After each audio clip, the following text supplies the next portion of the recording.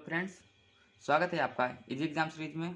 हम आशा कर रहे हैं आप लोग बहुत अच्छे होंगे और आप लोगों का एग्ज़ाम भी अच्छा जा रहा होगा। ठीक है, आज के वीडियो में हम आईपीसी की धाराएं जो होती हैं उसके बारे में बात करेंगे, क्योंकि आपका एग्ज़ाम 13 जुलाई सन 2021 को है। और अभी आपने पिछला एग्ज़ाम जो देखा फैमिली लॉ का, उसमें आपने ये देखा कि सबसे ज़्यादा क्वेश्चनों में धाराएं और वाद पूछा गया, जिसके कारण आपका पेपर जो है आपको टफ लग रहा होगा। ठीक है, तो ऐसी कंडीशन जो है इस आईपीसी के पेपर में आपको ना देखने को मिले, तो उसके लिए हम जो है ये धाराओं का जो है वीडियो लेके आए हैं। आपको धाराओं को समझना है, एक दूसरे की जो धाराएं होती हैं एक दूसरे से रिलेट होती हैं। अगर आप एक दूसरे से धाराओं को रिलेट करेंगे तो आपको याद करने में आसानी होगी। ठीक है, और आप अच्छे से एग्जाम में लिख पाएंगे।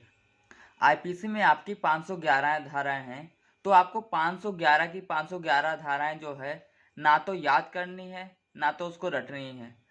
ठीक है, आपके सिलेबस में 511 धाराएं नहीं हैं। आपके सिलेबस में जितना है हम आपको बस उतना ही करवाएंगे, जिससे आपको एग्ज़ाम के लिए बहुत ही आसानी हो जाए।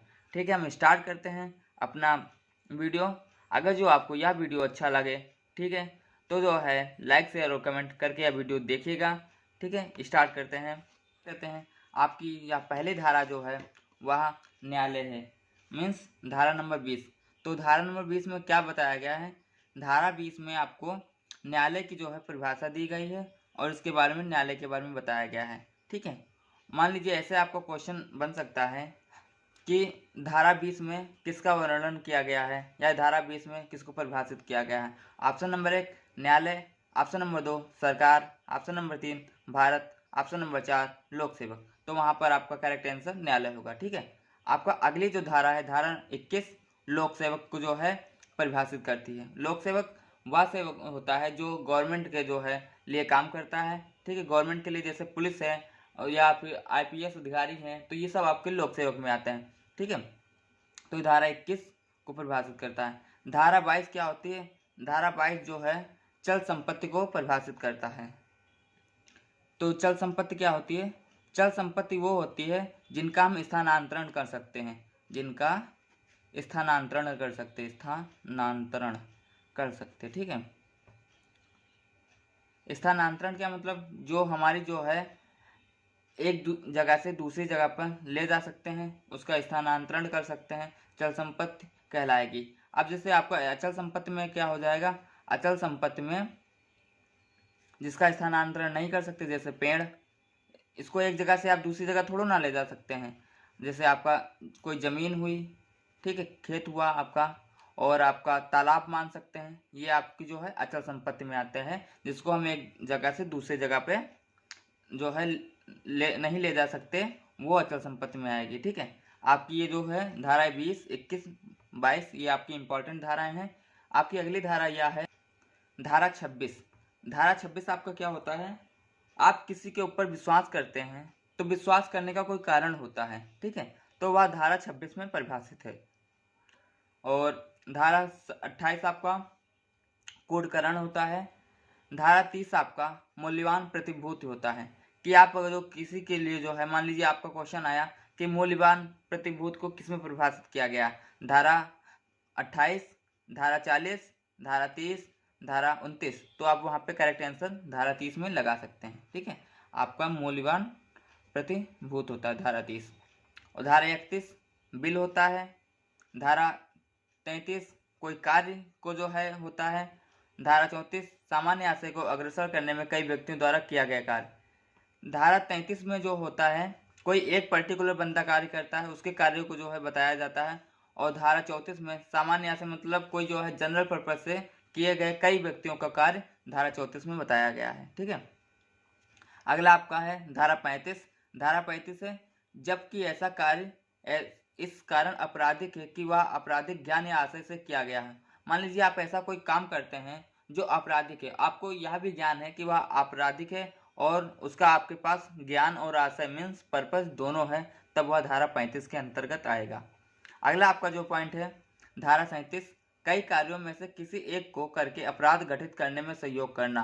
मीन्स मान लीजिए कोई जो है आतंकवाद कर रहा है, तो आतंकवाद कर रहा है तो वो अकेले आतंकवाद नहीं कर सकता, तो उसके लिए जो है पहले वो इम्पोर्ट कोई सामान करवाता है, फिर इधर उधर मान लीजिए कहीं पे बम वगैरह लगवाता है, फिर ऐसे करके मतलब कोई गलत काम करता है तो एक बंदा कोई गलत काम नहीं कर सकता, उसके लिए कई पर्सन चाहिए होते हैं। कोई छोटा जो है टारगेट करता है, कोई उससे ज़्यादा टारगेट करता है, मीन्स मल्टी जो है टारगेट करते हैं। तो मान लीजिए कोई चीज़ ए से बी तक जाना है, बी से सी तक जाना है, सी से डी तक जाना है, ठीक है। तो ए से बी तक जो है गया और बी से सी तक गया, तो 4 काम है ना यहाँ पे। तो ये छोटा वाला जो बी वाला है, मान लीजिए कोई छोटा सा बी मतलब जो है अंश भर का काम किया, तो यह जो इसमें आएगा या धारा 37 में आएगा।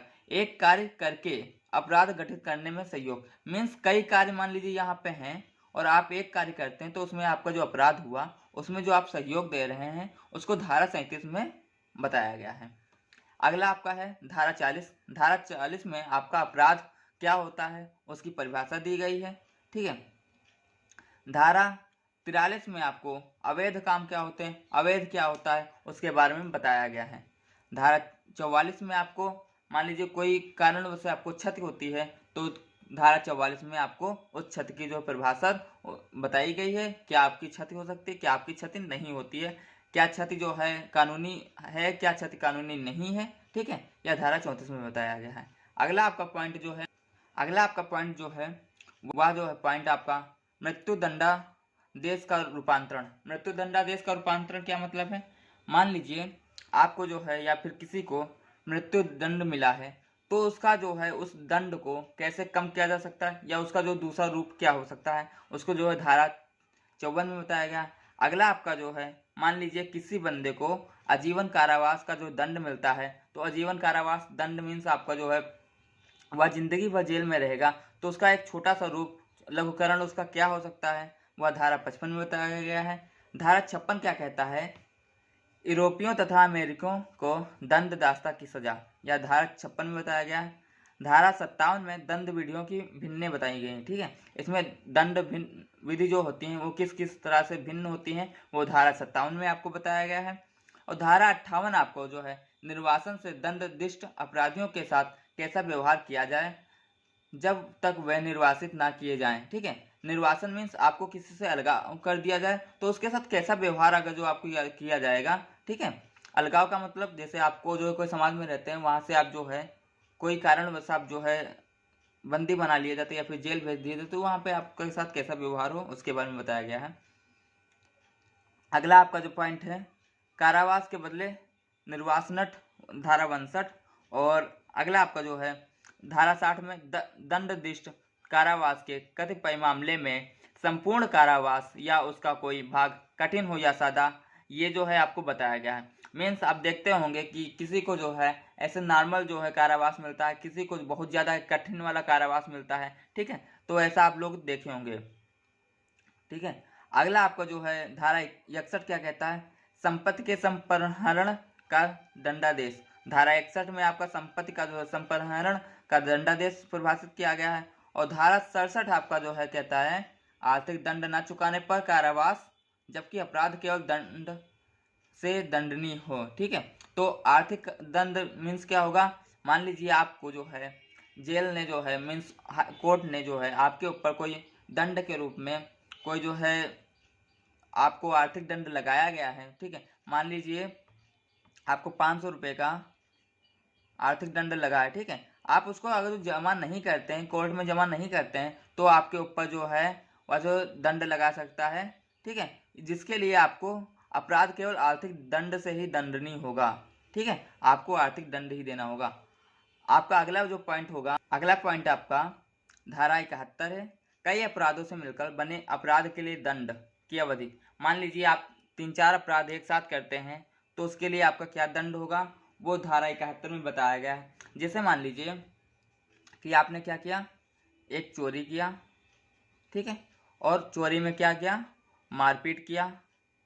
वहीं पे मान लीजिए आप चोरी करने, कोई बंदा जा रहा है चोरी करने जा रहा है, तो क्या किया, पहले उसने चोरी किया, तो लोगों के जग जाने के बाद उसने वहाँ पे मारपीट भी किया। तो यहाँ पे 2 चीज़ हो गई, एक तो उसने चोरी किया और एक तो उसने मारपीट किया, तो कई अपराध हो गए। तो उसके लिए जो है दंड की अवधि क्या होगी, ये धारा 71 में बताया गया है।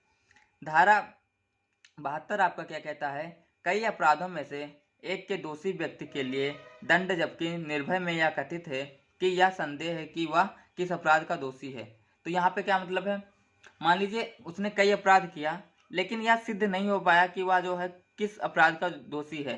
मीन्स क्या होगा, यहाँ पे मान लीजिए किसी ने जो है डकैती की और फिर उसने क्या किया, वहाँ पे चोरी की।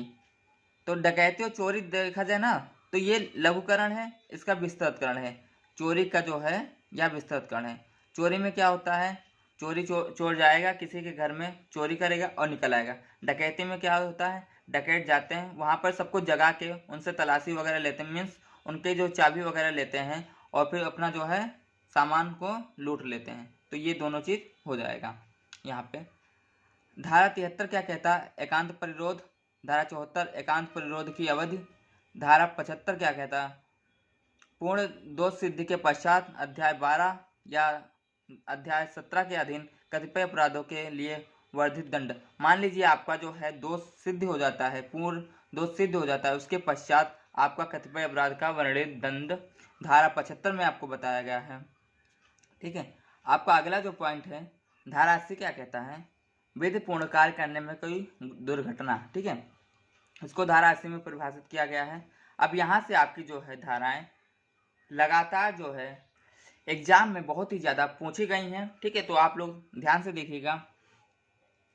धारा 81 कहती है, आपराधिक आशय के बिना और अन्य क्षति के निवारण के लिए किया गया कार्य जिससे क्षति कारित होना संभव है। तो यहाँ पे आपका क्या होगा, मान लीजिए कोई आपराधिक कार्य के बिना, मान लीजिए आप कोई आपराधिक कार्य नहीं करते हैं और अन्य क्षति के निवारण के लिए, मान लीजिए कोई दुर्घटना घट गई, उसके जो क्षति के निवारण के लिए जो कार्य आप करते हैं उसकी जो है जो संभाव्य हो गया उसका क्या। तो यहाँ पे क्या कहने का मतलब है, मान लीजिए किसी के घर में आग लगी हुई है, ठीक है, और वहाँ पे आप जाते हैं, उसकी आग को बुझाते हैं और आग के बुझाने के चक्कर में वहाँ पे कुछ नुकसान हो जाता है। ठीक है, तो उसका जो संभाव्य होगा उसको जो है धारा 81 में परिभाषित किया गया है। ठीक है, अगला आपका पॉइंट जो है धारा 82। धारा 82 क्या कहता है, 7 वर्ष से कम आयु के शिशु का कार्य। मीन्स मान लीजिए आपका जो है कोई बच्चा या फिर कोई बच्चा जो है 7 वर्ष से कम आयु का है, तो वह मान लीजिए कोई कार्य करता है, वह दंडनीय हो या ना हो, वह जो अपराध हो या ना हो, उसको कोई सजा नहीं मिलेगी। ठीक है, वह धारा 82 में कहा गया है। धारा 83 में यह कहा गया है कि 7 वर्ष से ऊपर किंतु 12 वर्ष से कम आयु के जो बच्चे होते हैं उनके द्वारा जो कार्य किया जाता है वह भी दंड में अपराध नहीं होगा। ठीक है, तो यहाँ पे क्या मतलब है, मान लीजिए कोई बच्चा 7 से 12 वर्ष का है तो वह कोई ऐसा काम कर देता है जो अपराध हो, फिर भी उसको जो है कोई सजा नहीं मिलेगी, क्योंकि कोर्ट यह मानता है कि वह जो 7 से 12 साल का बच्चा है या 7 से छोटा बच्चा है, उसको यह जो है इतना उसका दिमाग परिपक्व नहीं होता है कि उसको ये नहीं पता होता है कि वह जो है कार्य गलत है या सही है। ठीक है, तो इसके लिए उसको कोई सजा नहीं मिलती है। अगला आपका पॉइंट जो है धारा 84। धारा 84 क्या कहता है, विकृत चित्त व्यक्ति का कार्य। विकृत चित्त व्यक्ति का कार्य क्या मतलब होता है कि जैसे विकृत चित्त कहते हैं पागल वगैरह को। मान लीजिए कोई पागल है, वो ऐसा कार्य कर रहा है, मान लीजिए उसने अपराध कोई कर रहा है, ठीक है, या उसने अपराध कोई किया, तो उसको कोई सजा नहीं मिलेगी, क्योंकि उसकी जो मानसिक स्थिति होगी वह जो है उसके जो है कंट्रोल में नहीं होती है। इसलिए वह जो विकृत चित्त व्यक्ति कोई ऐसा कार्य करता है जो दंडनीय है तो उसको दंड नहीं दिया जाएगा, ऐसा कोर्ट मानता है।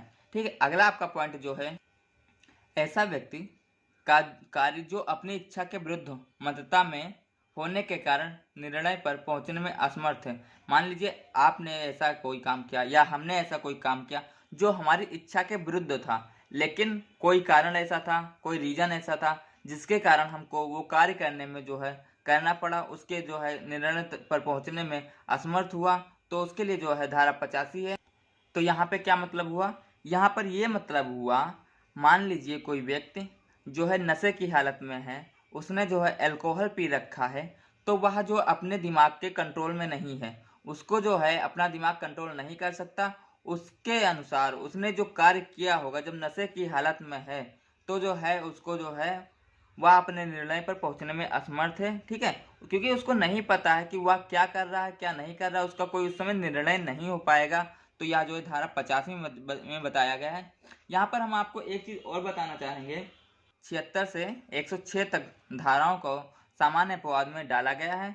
आपकी अगली धारा है धारा 86, किसी व्यक्ति द्वारा जो मतता में है किया गया अपराध जिसमें विशेष आशय या ज्ञान का होना अपेक्षित है। ठीक है, तो यहाँ पे क्या कहने का मतलब है, मान लीजिए कोई ऐसा व्यक्ति जिसको यह नहीं पता है कि उसके पास कोई इतना जो है ज्ञान नहीं है, इतना उस कार्य करने का आशय नहीं, विशेष आशय नहीं है, फिर वह कार्य करता है तो उसको कोई जो है दंड नहीं होगा। जैसे मान लीजिए कि कहीं पे कोई बॉम्ब जो है लगा हुआ है, ठीक है, और कोई वहाँ पे व्यक्ति जाता है, उसको ये नहीं पता है कि उसको कैसे डिफ्यूज़ करना है या फिर कैसे उसको लगाना है, उसको नहीं पता है। वो बंदा वहाँ पे मान लीजिए जाता है, ठीक है, और वहाँ पे वो खड़ा हो जाता है या फिर उसको टच भी कर लेता है, ठीक है, तो कोर्ट क्या कहेगा, क्योंकि उस बंदे को उसके बारे में नॉलेज नहीं है, बिल्कुल भी कोई उसका आशय नहीं है उस बंदे का कि उसको डिफ्यूज करने का या फिर उसको आगे बढ़ाने का, प्रोसेस करने का, ठीक है, तो वहाँ पे उस बंदे के लिए क्या होगा, क्योंकि उसके पास नॉलेज ही नहीं है, ना ही उसके पास आशय है कि वो उसको कैसे आगे बढ़ाया जाएगा। तो मान लीजिए वो अगर जो वो बंदा पकड़ा जाता है उस टाइम, ठीक है, उस टाइम वो अगर जो पकड़ा जाता है तो कोर्ट उसको छोड़ देगी। कोर्ट इसलिए छोड़ देगी उसको क्योंकि उस बंदे को कोई भी ऐसा नॉलेज नहीं था, कोई भी ऐसा उसका पर्पस नहीं था कि वह जो है आगे इसमें जो है कुछ डिफ्यूज करता है या जो है आगे प्रोसीज करता है, ठीक है, बॉम्ब वगैरह के लिए। ऐसे आप जो है यहाँ पे दूसरा एग्जाम्पल ले सकते हैं, धारा 87, सम्मति से किया गया कार्य जिसमें मृत्यु या घोर उपहाति कारित करने का आशय ना हो और ना ही उसकी संभवता का ज्ञान हो। इसका क्या मतलब है, मान लीजिए कोई व्यक्ति ऐसा कार्य करता है जिससे उसको यह नहीं पता होता है कि जो हम कार्य करते हैं या कर रहे हैं इससे सामने वाले व्यक्ति की मृत्यु हो जाएगी या फिर ऐसा कोई जो है नुकसान घोर उपहात हो जाएगा, ठीक है, उसके लिए इसको कोई दंड नहीं दिया जाएगा क्योंकि उसको सामने वाले बंदे को जो कार्य कर रहा है उसको यह नहीं पता होगा यह जो है इससे इसकी मृत्यु हो जाएगी या घोर उपहात हो जाएगी। ठीक है, आपका अगला जो पॉइंट होगा धारा 88। धारा 88 में क्या कहता है, किसी व्यक्ति के फायदे के लिए सम्मत से सद्भावनापूर्ण किया गया कार्य जिससे मृत्यु करने का आशय नहीं है। यहाँ पर क्या मतलब है आपका, धारा 88 क्या कहता है, मान लीजिए किसी व्यक्ति के फायदे के लिए सम्मत सद्भावपूर्ण किया गया, मान लीजिए किसी के फायदे के लिए कोई बंदा कार्य करता है लेकिन उसको यह आशय नहीं होता है कि इससे यह मृत्यु हो जाएगी या इसकी मृत्यु हो जाएगी, तो उसके लिए जो है किया गया कार्य जो होगा वह दंडनीय नहीं होगा, वह अपराध नहीं होगा। अगला आपका पॉइंट है, संरक्षक द्वारा या उसकी सम्मति से शिशु या उन्मत्त व्यक्ति के फायदे के लिए सद्भावपूर्व किया गया कार्य। किसी संरक्षक द्वारा या उसकी सम्मति मीन्स उसके जो है कंडीशन के लिए या उसके सजेशन अच्छे के लिए शिशु या उन्मत्त व्यक्ति के फायदे के लिए जो कार्य हम लोग करते हैं वो धारा 89 में बोला गया है। धारा 90 क्या कहता है, सम्मति जिसके संबंध में यह ज्ञात हो कि वह भय या भ्रम के अधीन दी गई है। धारा 91, ऐसे व्यक्ति कार्य जो कारित क्षति के बिना भी स्वतः अपराध है। मान लीजिए आप ऐसा कोई कार्य करते हैं जो वह जो है उससे नुकसान भी ना हो रहा हो लेकिन वह फिर भी अपराध। जैसे मान लीजिए आप रेलवे स्टेशन जाते हैं और रेलवे स्टेशन पे आपको कहीं पे जाना नहीं होता है, आप जो प्लेटफार्म पर जो है बैठे रहते हैं, तो वहाँ पर क्या होता है कि जो वहाँ पे पुलिस वाले या फिर जो रेलवे बोर्ड के जो अधिकारी होते हैं वहाँ पर आते हैं और आपको वहाँ पे उठा ले जाते हैं। मीन्स वह जो है आपको वहाँ पे गिरफ्तार भी कर सकते हैं क्योंकि वहाँ पे आप कोई नुकसान नहीं कर रहे हैं, फिर भी वहाँ पे जो है फालतू में बैठना जो है वहाँ पे दंडनीय है। क्योंकि वहाँ पे अगर जो आपको कहीं पर जाना है तब आप जो है रेलवे स्टेशन पर बैठ सकते हैं या फिर आप जो है वहाँ पर रेलवे प्लेटफार्म का टिकट लिए होंगे तब आप जो है वहाँ पर बैठ सकते हैं। ठीक है, अगला आपका पॉइंट जो है, सहमति के बिना किसी व्यक्ति के फायदे के लिए सद्भावपूर्ण किया गया कार्य। मान लीजिए कोई जो है सहमत नहीं दे रहा है, उसके फायदे के लिए जो आप कार्य करते हैं वह धारा 92। धारा जो है 94 वह कार्य जिसको करने के लिए कोई व्यक्ति धमकियों द्वारा विवश किया गया हो। धारा 94 में क्या कहता है, मान लीजिए हमने कोई ऐसा कार्य किया जो अपराध है, ठीक है, लेकिन हमने वह कार्य किया कैसे, किसी की व्यवस्था में आकर। मीन्स मान लीजिए हमको धमकी दी गई कि आपके फैमिली वालों को ये कर देंगे, आपके जो है रिलेटिव को ये कर देंगे, तो आप वो काम मजबूरी में करेंगे, विवश होकर करेंगे, तो वह धारा 94 में बताया गया है। धारा 95 में क्या कहता है, तुच्छ अपहानि कारित करने वाला व्यक्ति। मीन्स जो है आप छोटा सा, मतलब तुच्छ मीन्स बहुत गिरा हुआ, अपहानि करने वाला कार्य धारा 95 में बताया गया है। धारा 96 में क्या कहता है, प्राइवेट प्रतिष्ठा में किया गया बातें।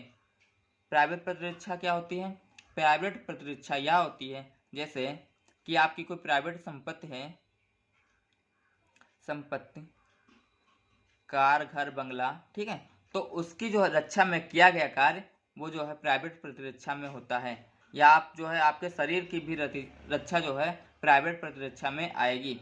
अगला आपका जो है धारा 97 शरीर तथा संपत्ति की निजी प्रतिरक्षा का अधिकार।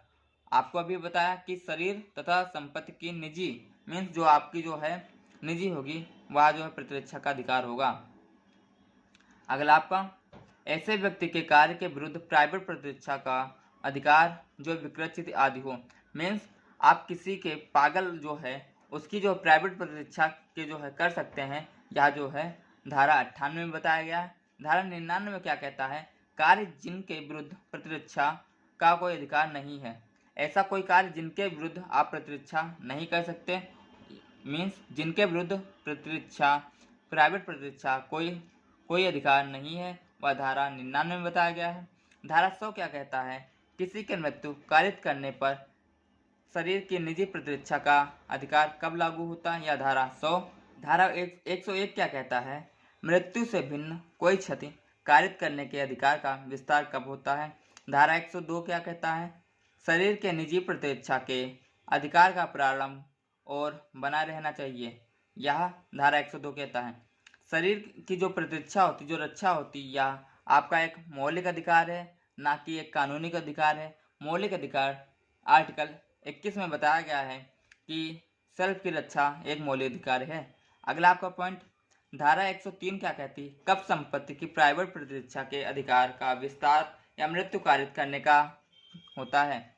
अगला आपका पॉइंट मृत्यु से भिन्न कोई क्षति कारित करने तक अधिकार का विस्तार कब होता है। धारा 105 संपत्ति के प्राइवेट प्रतिष्ठा के अधिकार का प्रारंभ और बना रहना चाहिए, यह धारा 105 में परिभाषा बताया गया है। धारा 106 घातक हमले के विरुद्ध प्रतिरक्षा का अधिकार जबकि निर्दोष व्यक्ति को अपहानि होने की जोखिम है, यह धारा 106 में बताया गया है। धारा 76 से लेकर धारा 106 तक आपको जो है अधिकार अपवाद दिए गए हैं। मीन्स आपको यहाँ पर सज़ा नहीं होगी अगर जो आपको यहाँ पर ये धाराएं लगती हैं, क्योंकि यह सामान्य अपवाद है आईपीसी का, ठीक है। तो ऐसे आप इसको याद करिएगा। 82-83 क्या कहता है, 6 साल से कम बच्चे का कार्य, ठीक है, 7 साल से कम बच्चे का कार्य और 7 साल से 12 साल के बीच का कार्य, बच्चों का कार्य, ठीक है। 83 आपका क्या कहता है, 82-83 हो गया। 84 आपका पागल का कार्य, मीन्स उसकी जो है रक्षा। और 85 और 86 क्या कहता है, या नशे में किया गया कोई कार्य। तो आप ऐसे करके जो है इसको याद करिएगा, आपको याद हो जाएगा, ठीक है। हम चलते हैं अगले पॉइंट पर। धारा 109 क्या कहता है, अपराध के लिए उकसाने के लिए दंड यदि दुष्प्रेरित कार्य उसके परिणाम स्वरूप किया जाए और जहाँ की उसके दंड के लिए कोई स्पष्ट प्रावधान नहीं है। यहाँ पर क्या कहता है, मान लीजिए हमको कोई बंदा जो है उत्साहित कर रहा है किसी कार्य को करने के लिए, ठीक है, और वह दुष्प्रेरित कार्य हम उसको कर भी देते हैं, तो उसके लिए धारा 109 का प्रावधान किया गया है। धारा 110 में क्या कहता है, दुष्प्रेषण का दंड यदि दुष्प्रेषित व्यक्ति दुष्प्रेरक के आशय से भिन्न आशय से कार्य करता है। मीन्स यहाँ पर मान लीजिए वह उकसाया है किसी दूसरे कार्य के लिए, हम कार्य कर रहे हैं कोई दूसरा, तो उसके लिए धारा 110 है। धारा 111 क्या कहता है? दुष्प्रेरक का दायित्व जब एक कार्य का दुष्प्रेरण किया गया और उससे भिन्न कार्य किया गया, ठीक है, या धारा 111। धारा 112 क्या कहता है? दुष्प्रेरण कब दुष्प्रेरित कार्य के लिए और किए गए कार्य के लिए आकलित दंड से दंडनीय है, यह धारा 112 में बताया गया है। धारा 115 आपका क्या कहता है? मृत्यु दंड या आजीवन कारावास से दंडनीय अपराध का दुष्प्रेरण, यदि दुष्प्रेरण के परिणाम स्वरूप अपराध नहीं किया जाता तो धारा 115 में परिभाषित है। धारा 117 क्या कहता है? सामान्य जन या 10 से अधिक व्यक्तियों द्वारा अपराध किए जाने का दुष्प्रेरण। तो यहाँ पे आपका यह जो बहुत ही इम्पोर्टेंट पॉइंट होगा धारा 117 वाला, आप इस पर टिक कर लीजिएगा क्योंकि यह आ सकता है। यहाँ पर आपका जो है भीड़ की स्थिति आ सकती है, मीन्स कोई भीड़ में किया गया कार्य पर धारा 117 लग सकती है। अगला पॉइंट धारा 118 मृत्यु या आजीवन कारावास से दंडनीय अपराध करने की परिकल्पना को छिपाना। यहाँ पर क्या है? मान लीजिए किसी की मृत्यु या आजीवन कारावास से दंडनीय अपराध कोई करता है तो उसकी परिकल्पना को कोई छिपाता है तो उसके लिए धारा 118 लगता है। अगला आपका पॉइंट किसी ऐसे अपराध के लिए जाने की परिकल्पना का लोक सेवक द्वारा छिपाया जाना, मीन्स कोई गवर्नमेंट अधिकारी को जो उसको छिपा रहा है तो वहाँ पे धारा 119 लगेगा। धारा 120 कारावास से दंडनीय अपराध करने की परिकल्पना को छिपाना। कारावास से आप अगर मान लीजिए कोई दंडनीय अपराध कर रहे हैं, उसकी परिकल्पना को छिपाना धारा 120 लगेगा। धारा 120 का आपराधिक षड्यंत्र की परिभाषा होता है, ठीक है। धारा 120 खा में आपराधिक षड्यंत्र का दंड जो है दिया गया है। धारा 121 भारत सरकार के विरुद्ध युद्ध करना या युद्ध करने का प्रयत्न करना या युद्ध करने के दुष्प्रेरण, यह जो है धारा 21 में बताया गया है। यह आपका मोस्ट पॉइंट होगा, यहाँ पे आप यहाँ पे टिक कर लीजिएगा। धारा 121 का क्या कहता है? धारा 121 द्वारा दंडनीय अपराधों का करने का षड्यंत्र धारा 21 का में बताया गया है। धारा 122 कहता है भारत सरकार के विरुद्ध युद्ध करने के आशय से आयुध आदि संग्रहित करना, मीन्स आप जो है कोई औजार या फिर बॉम्ब वगैरह या फिर जो आरडीएक्स वगैरह संग्रहित कर रहे हैं तो उसके लिए धारा 122 लगेगा। धारा 123 कहता है युद्ध करने की परिकल्पना को सुगम बनाने के आशय से छिपाना, मीन्स उसको आशय मीन्स आपका जो है उसको इजी बनाने की परिकल्पना बनाने के आशय से उसको छिपाना, या धारा 123 कहलाता है। अगला आपका पॉइंट धारा 124 कहता है किसी विधिपूर्ण शक्ति का प्रयोग करने के लिए विवश करने या उसका प्रयोग अवरोधित करने के लिए राष्ट्रपति राज्यपाल आदि पर हमला करना धारा 124 में होगा। धारा 124 का राजद्रोह लगता है। धारा 125 भारत सरकार से मैत्री संबंध रखने वाले किसी एशियाई शक्ति के विरुद्ध युद्ध करना, यह धारा 125 में बताया गया है। यह तीनों पॉइंट आपके लिए बहुत ही ज़्यादा इम्पोर्टेंट हो गए, ये आपके एग्जाम में आ सकते हैं। अगला आपका जो पॉइंट है धारा 135 आपका बताया गया है सैनिक, नौसैनिक या वायुसैनिक द्वारा परित्याग का दुष्प्रेरण, और धारा 136 अभित्याजक का संशय देना, यहाँ पे धारा 136 में बताया गया है। आपका अगला जो पॉइंट होगा वह आपकी धारा 144 होगी, घातक आयुध से सज्जित होकर विधि विरुद्ध जन समूह में सम्मिलित होना। यह आपके लिए बहुत ही मोस्ट इम्पॉर्टेंट धारा होगी, क्योंकि आप देखते होंगे, आपने मूवी में भी देखा होगा और रियल लाइफ में भी देखा होगा कि जहाँ पर भीड़ लगती है उसके बाद दंगा होता है तो वहाँ पर पहले से ही कुछ लोग जो है घातक हथियारों के साथ वहाँ पे भीड़ में सम्मिलित हो जाते हैं, उसके बाद वहाँ पर हमला होता है। अगर जो आप ऐसा पकड़े जाते हैं वहाँ पर घातक आयुध से सज्जित होकर, ठीक है, तो आपके ऊपर धारा 144 लग सकती है, ठीक है। आपका जो है अगला पॉइंट है धारा 151 5 या अधिक व्यक्तियों के जन समूह जिसे बिखर जाने का समादेश दिए जाने के पश्चात जानबूझकर शामिल होना या बने रहना। यहाँ पर क्या मतलब है, जैसे मान लीजिए आप कभी जो क्लास में बैठे होंगे ठीक है। तो क्लास की वो आपका दिन कभी ना कभी तो आया ही होगा। जैसे आप दो आपस में फ्रेंड होंगे तो आपके टीचर ये कहते होंगे कि आप दोनों अलग अलग बैठा करो, क्योंकि आप लोग जो है बहुत शैतानी करते हैं, आप लोग बहुत बातें करते हैं। तो उसी तरह से ये है, मान लीजिए गवर्नमेंट या फिर कोर्ट किसी को आदेश देती है 5 या अधिक व्यक्तियों के जनसमूह जिसे बिखर जाने के समादेश हैं वह जानबूझकर शामिल हो रहे हैं या बन रहे हैं, ठीक है, तो वहाँ पे धारा 151 लग जाएगी। ठीक है। अगला पॉइंट, लोक सेवक के उपद्रव या दंगे आदि को दबाने के प्रयास में हमला करना या बाधा डालना। ठीक है। तो यहाँ पर क्या मतलब है धारा 152, मान लीजिए लोक सेवक के उपद्रव दंगे आदि को दबाने के प्रयास में, मान लीजिए वहाँ पे कोई कानून का अधिकारी, पुलिस वाला या फिर IPS PCS अधिकारी कोई भी हो सकता है जो लोक सेवक हो गवर्नमेंट का, ठीक है, उसके उपद्रव या दंगे को दबाने के हमला करने का या फिर उसमें बाधा डालने का जो प्रयास किया जाता है वह धारा 152 में बताया गया है। धारा 153 क्या कहता है, उपद्रव कराने के आशय से बेहदुगी से प्रकोपित करना या धारा 153 बताया गया है। धारा 153 का धर्म, मूल वंश, भाषा, जन्म स्थान, निवास स्थान इत्यादि के आधार पर विभिन्न समूहों के बीच समूह की संप्रवर्तन और सौहार्द बने रहने पर प्रतिकूल प्रभाव डालने वाले कार्य करना या धारा 153 का में बताया गया है। ठीक है। धारा 153 खा राष्ट्रीय अखंडता पर प्रतिकूल प्रभाव डालने वाले लांछन, मीन्स राष्ट्रीय एकता पर अगर जो आप कोई लांछन डालते हैं तो उसके लिए आपका धारा 153 खा लगेगा। ठीक है। मोस्ट पॉइंट यहाँ पे है। अगला पॉइंट है धारा 154, उस भूमि का स्वामी या आदिवासी जिस पर गैर कानूनी जनसमूह एकत्रित हो, ठीक है, वहाँ पे धारा 154 लगेगा।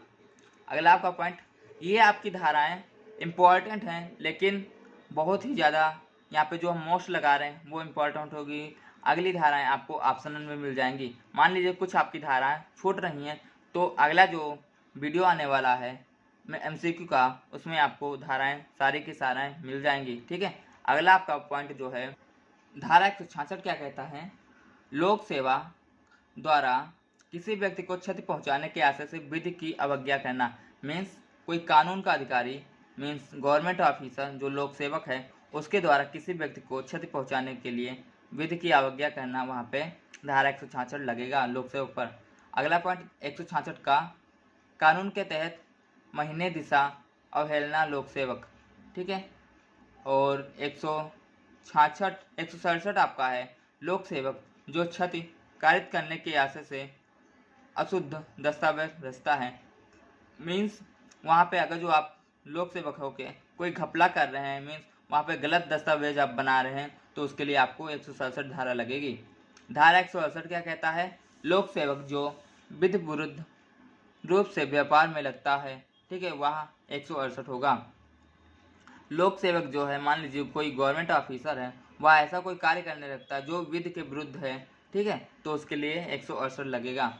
धारा 169, लोक सेवा जो विधि विरुद्ध रूप से संपत्ति क्रय करता है या उसके लिए बोली लगाता है, लोक सेवक होगा जो विधि के विरुद्ध कार्य करेगा, मीन्स संपत्ति खरीदेगा या फिर उसकी बोली लगाएगा, धारा 169। धारा 171 से लेकर धारा आपका 174 तक आप इसको देख लीजिएगा स्क्रीनशॉट लेके। ठीक है। ये आपके लिए इम्पोर्टेंट होंगी हो सकती हैं। ठीक है। आप यहाँ पे धारा देख लीजिएगा। अगले पॉइंट पे हम चलते हैं। हाँ, अगर आपको यह वीडियो अच्छा लग रहा है तो प्लीज़ सब्सक्राइब, लाइक और शेयर कीजिएगा, क्योंकि आपके लिए हम काफ़ी मेहनत कर रहे हैं। आप देख रहे हैं इतने जो है प्रिंट आउट वगैरह निकलवा के लाना बाहर से, काफ़ी ज़्यादा चीज़ें मुश्किल हो रही हैं। आप प्लीज़ लाइक, शेयर और कमेंट ज़रूर कीजिएगा।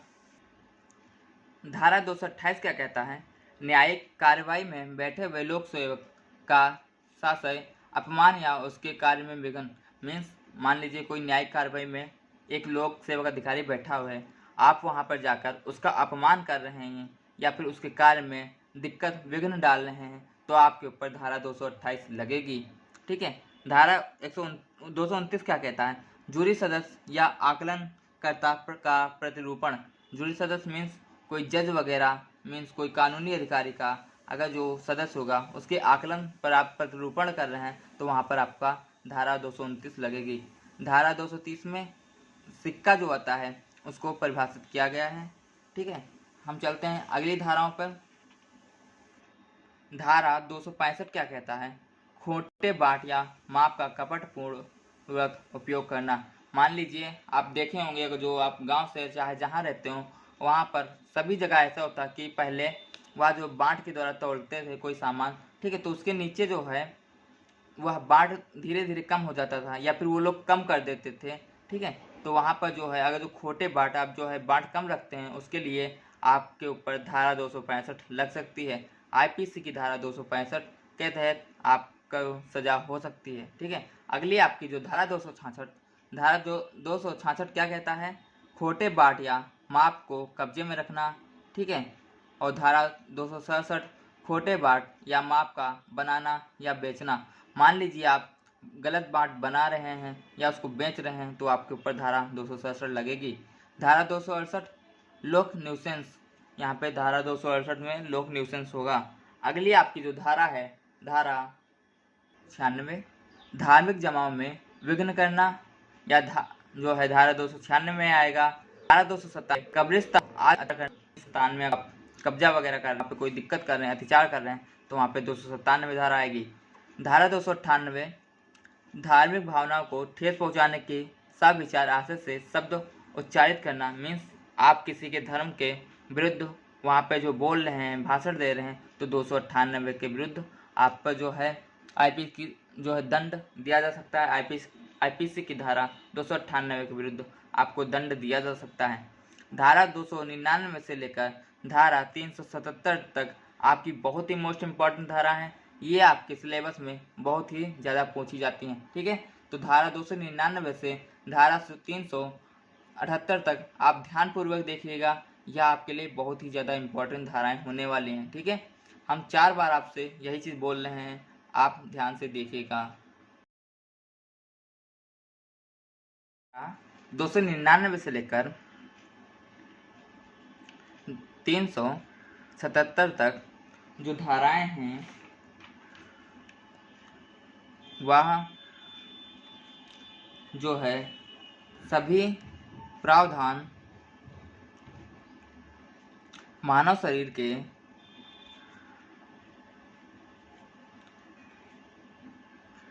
पर प्रभाव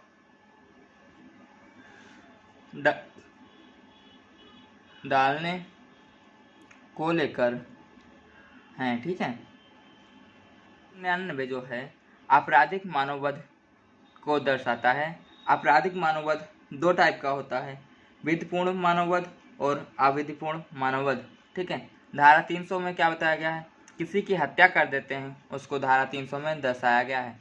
धारा 301 क्या कहता है?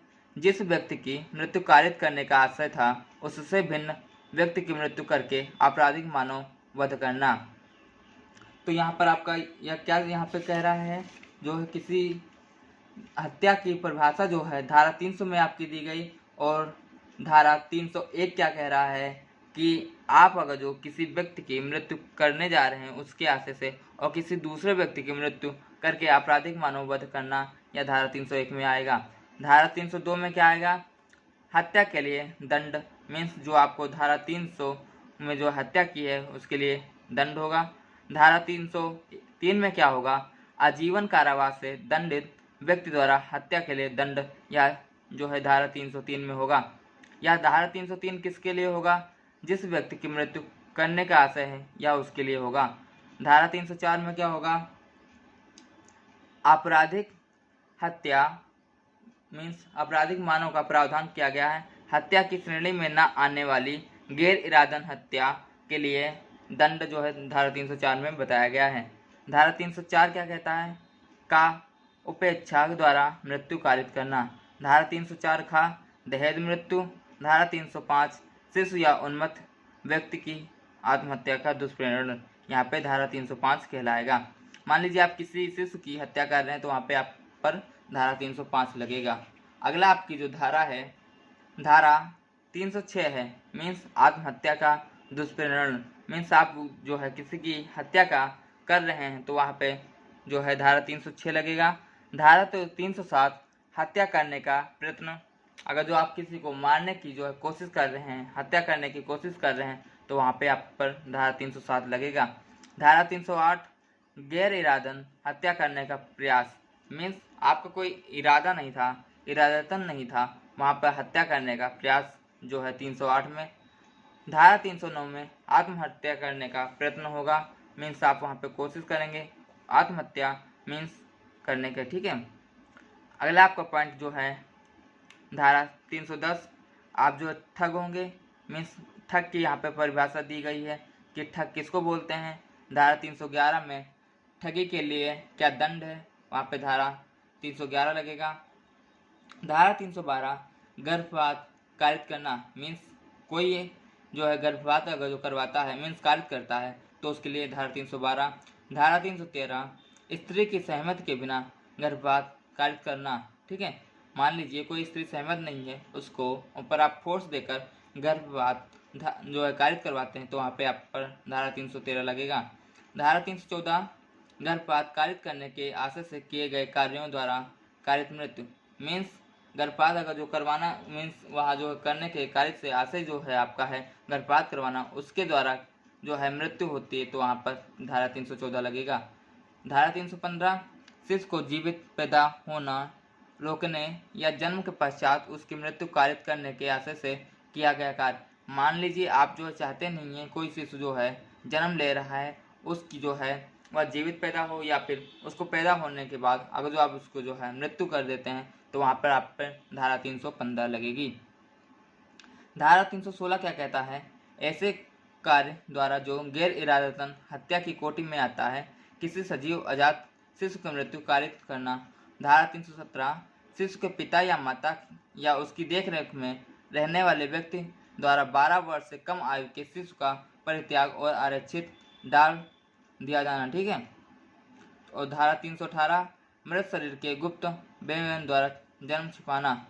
धारा 319 क्षति पहुंचाना। धारा 320 घोर आघात, किसी के ऊपर अगर जो आप आघात कर रहे हैं तो वहाँ पे धारा 320 लगेगी। धारा 321 स्वेच्छा उपहार कारित करना। धारा आपके जो ऊपर है 322 स्वेच्छा घोर उपहार कारित करना, ठीक है। अगली आपकी जो धारा है वह धारा 326 का है, यह बहुत ही इंपॉर्टेंट धारा है। एसिड हमला मीन्स आपके ऊपर अगर जो कोई एसिड हमला कर रहा है तो जो हमला कर रहा है तो उसके ऊपर जो धारा लगेगी वह धारा 326 का लगेगी। धारा 326 का एसिड करने का प्रयास, मान लीजिए कोई एसिड हमला कर रहा है तो उसका प्रयास जो करेगा उसके ऊपर धारा 326 का लगेगा। धारा 327 संपत्ति या मूल्यवान प्रतिभूति की जबरन वसूली करने के लिए अवैध कार्य कराने को मजबूर करने के स्वेच्छापूर्वक चोट पहुंचाना, या धारा 327।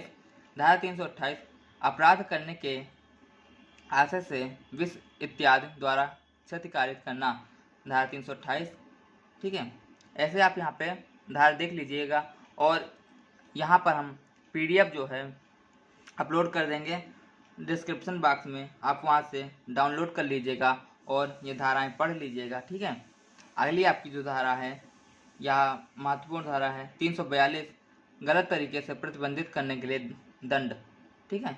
यहाँ पे धारा 342 और धारा 343 3 या 3 से अधिक दिनों के लिए सदोष परिरोध 343 यहाँ पे धारा होगी। अगली आपकी जो धारा है यहाँ पर आप वीडियो देख लीजिएगा, ठीक है, स्क्रीनशॉट लेके, या फिर आप जो है आगे जो है PDF अभी आपको बताएं अपलोड कर देंगे, ठीक है। आप ऐसे जो है मोस्ट आपको धारा बता रहे हैं। धारा 354 क्या कहता है, स्त्री की लज्जा भंग करने के आशय से उस पर हमला या आपराधिक बल, मान लीजिए आप किसी की इज्जत लूटने या फिर उसकी इज्जत जो है भंग करने के आशय से कोई आपराधिक बल या हमला उस पर करते हैं तो धारा 354 लग जाएगी। अगला पॉइंट यौन उत्पीड़न। धारा 354 का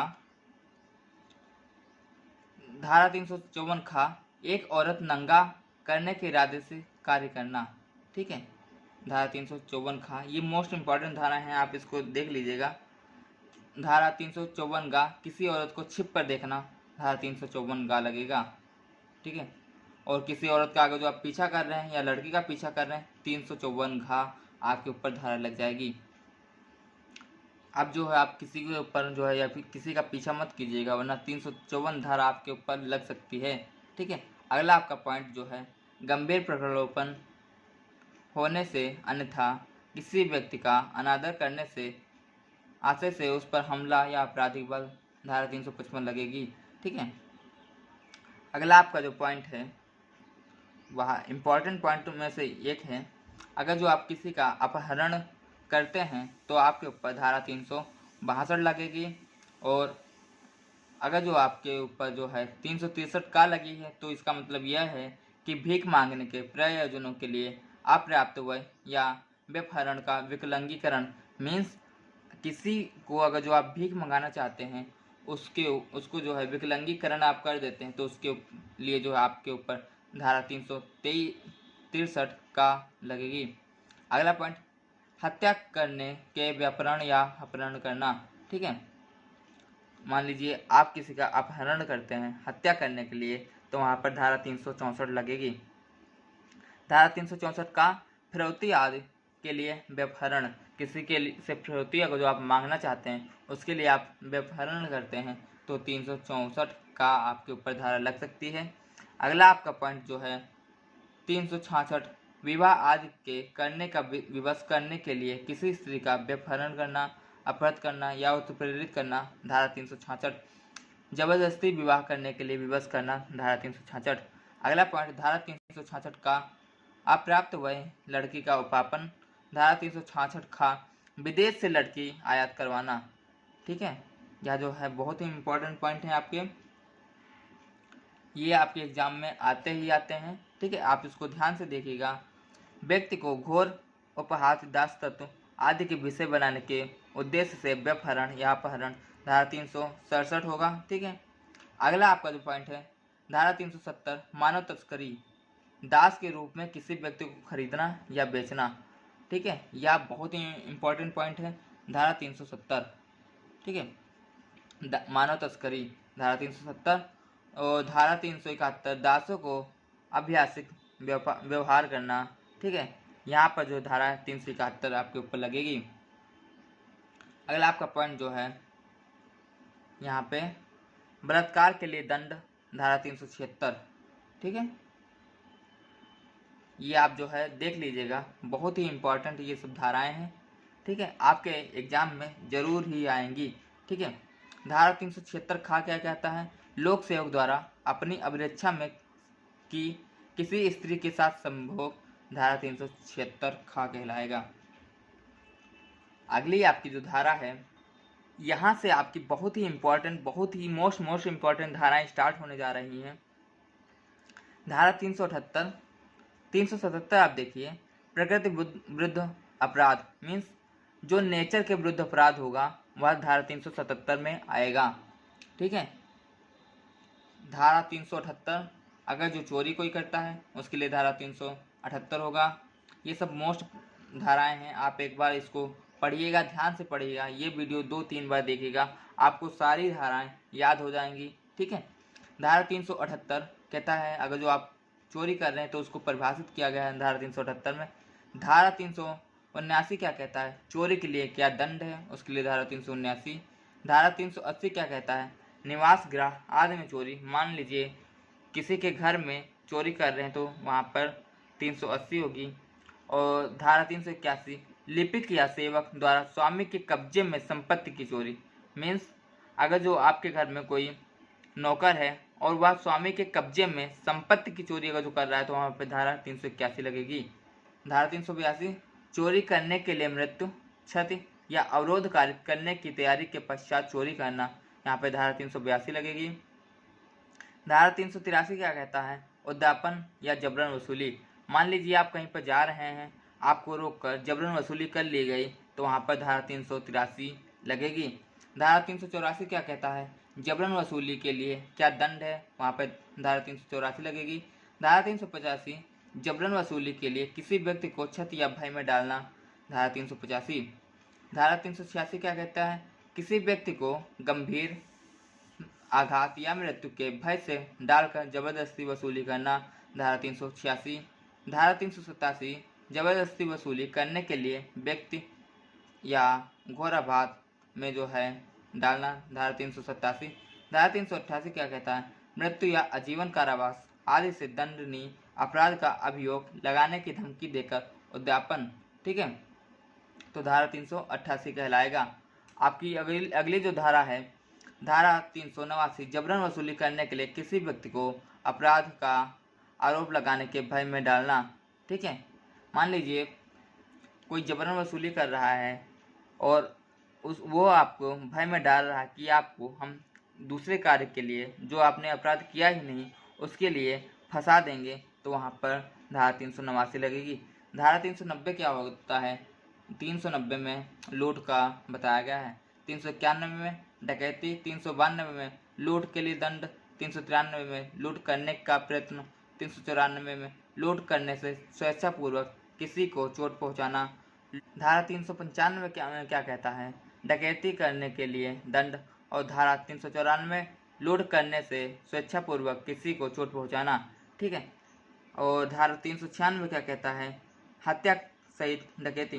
ठीक है, यहाँ पर ये जो पॉइंट आपके दिए गए हैं धारा 370 से धारा 396 तक, इसके बारे में जो है एक पिछला वीडियो है, भारतीय दंड संहिता IPC पार्ट 1, पार्ट 2 और पार्ट 3 पहले ही अपलोड है, आप उसको देखिएगा। वहाँ पर बहुत ही विस्तृत तरीके से समझाया गया है कि कहाँ पर डकैती होगी, कहाँ पर लूट होगी और कहाँ पर चोरी होगी। ठीक है, आप वो वीडियो देखिएगा, आपको बहुत ही अच्छे से वहाँ पर समझ में आएगा। ठीक है, चलते हैं अगले धारा पर।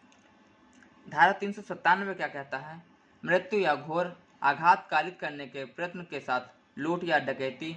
धारा 398 कहता है घातक आयुध से सज्जित होकर लूट या डकैती करने का प्रयास। मीन्स आपके पास हथियार से जो है लद कर, मीन्स हथियार होने के बाद लूट या डकैती अगर जो आप करते हैं तो धारा 398 आपके ऊपर लगेगी।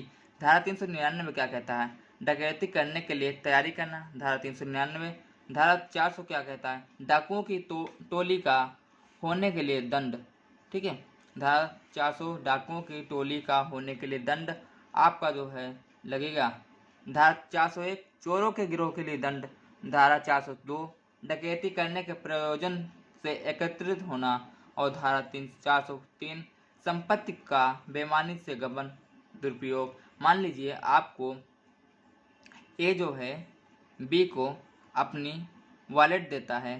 ठीक है, कोई विश्वास करके वॉलेट देता है, बी उसको फिर वापस नहीं करता है, मीन्स उसको जब्त कर लेता है, गबन कर लेता है, तो यहाँ पर जो बी के ऊपर धारा लगेगी वह धारा जो है 403 लगेगी। ठीक है, अगला आपका पॉइंट है मृत व्यक्ति की मृत्यु के समय उसके कब्जे में संपत्ति का बेईमानी से गबन या दुरुपयोग। मीन्स कोई व्यक्ति मृत हो गया है, उसकी जो है कब्जे कर लेते हैं। ठीक है, तो उसके लिए 404 और 405 आपराधिक विश्वासघात, 406 विश्वास का आपराधिक हनन, धारा 407 कार्यवाहक आदि द्वारा आपराधिक विश्वासघात, और यहाँ पर धारा 410 चुराई हुई संपत्ति, धारा 411 चुराई हुई संपत्ति को बेईमानी से प्राप्त करना। ठीक है, धारा 415 क्या कहता है? छल के बारे में बताया गया है। धारा 414 चुराई हुई संपत्ति छिपाने की सहायता करने के लिए, और धारा 417 छल के लिए दंड को बताया गया है। अगली आपकी जो धारा है धारा 494 पति या पत्नी के जीवन काल में पुनः विवाह करना। मान लीजिए अभी आपने फैमिली लॉ में पढ़ा होगा था कि पति और या पत्नी में से कोई एक अगर जो जीवित है तो आप पुनः विवाह नहीं कर सकते। मीन्स आप पति का अगर पत्नी का पति में से कोई एक जीवित है तो वो जो है दोबारा शादी नहीं कर सकते। ठीक है, अगला आपका पॉइंट जो होगा वह धारा आपकी 503 है। धारा 503 क्या कहता है? आपराधिक अभित्रास। धारा 504 शांति भंग करने के इरादे से जानबूझ अपमान करना। धारा 505 लोक अरिष्टकारक व्यक्तित्व, और धारा 506 किसी को धमकाना। धारा 507 अनाम संसूचना द्वारा आपराधिक अभित्रास, और यहाँ पर आपकी धाराएं समाप्त होती हैं। ठीक है, जाने से पहले आपको हम एक चीज़ बताना चाहेंगे। मान लीजिए अगर जो आप पढ़ लेंगे तो आपका कल अच्छा एग्जाम हो जाएगा, ये सभी लोग जानते हैं। ठीक है, अगर जो आप आज 1 घंटा ज़्यादा पढ़ लेंगे तो आपको वहाँ पे एग्जाम में बैठना नहीं पड़ेगा, आपके अच्छे क्वेश्चन हो सकते हैं। ठीक है, तो आप यह वीडियो जरूर देखिएगा और भारतीय दंड संहिता के जितने भी वीडियो अपलोड हैं आप सारे वीडियो देखेंगे तो आपका एग्जाम बिल्कुल ही टफ ना लगेगा। ठीक है, और अगर जो आपका वीडियो अच्छा लगा हो तो प्लीज़ इतना ही कहूँगा, लाइक शेयर कमेंट करके अपने दोस्तों को शेयर कीजिएगा। ठीक है, और हमारा सपोर्ट कीजिएगा। Thank you, take care.